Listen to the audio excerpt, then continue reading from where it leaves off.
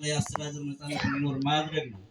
እዚህ ላይ መገንዘብ የሚገባን የራስን ጉዳይ በራስ የመወሰን ጉዳይ በተለይ ለአገው ሕዝብ ከህልውናው ጋር የተቆራኘ በመሆኑ አቅልለን የምናየው ጉዳይ አለመሆኑ አገውን ነፃ የማውጣት ጉዳይ ህዝብ ሲደርስበት የነበረውን እና ካለው ማህበራዊ ምጣኔ ሀብታዊና አስተዳደራዊ በደል ነፃ ከማውጣት ጋር ብቻ ሊያያዝ አይገባም። አሁንም ባለንበት ክልል መንግስትና ህዝብ ለህዝባችን ክብር ተሰጥቶት እኩልነት ቢረጋገጥም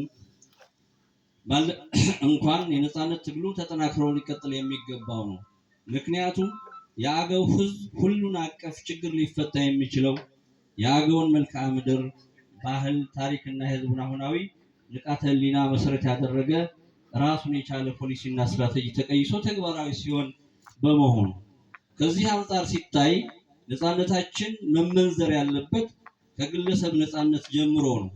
የአገው አባል የሆነ ግለሰብ በየትኛውም ቦታና ሁኔታ ማንንም ሳይፈራ ለባህሉ፣ ቋንቋውና ታሪኩ የሚገልጽበት ነፃነት ሊጎናጸፍ ይገባል።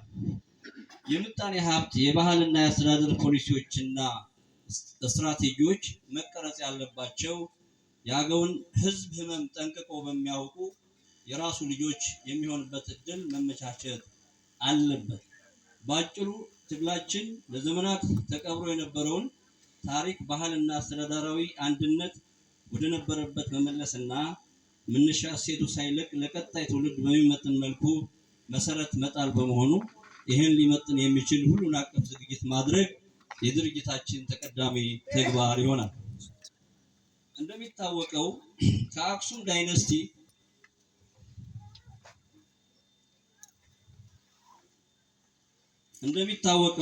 አገዎች በቅድመ አክሱም፣ በአክሱም እና በድህረ አክሱም ዘመናት በተለይ በምርምር፣ በእጽዋት ምርምር፣ በእንስሳት፣ በአዝርዕት፣ በስነ ጥበብ፣ ህንፃ ጥበብ፣ ዲሞክራሲን በማለማመድና በስነ መለኮት ትልቅ ስራ የሰሩ ህዝቦች መሆናቸውን ዓለም ሳይወድ በግዱ የሚቀበለው ሀቅ ነው።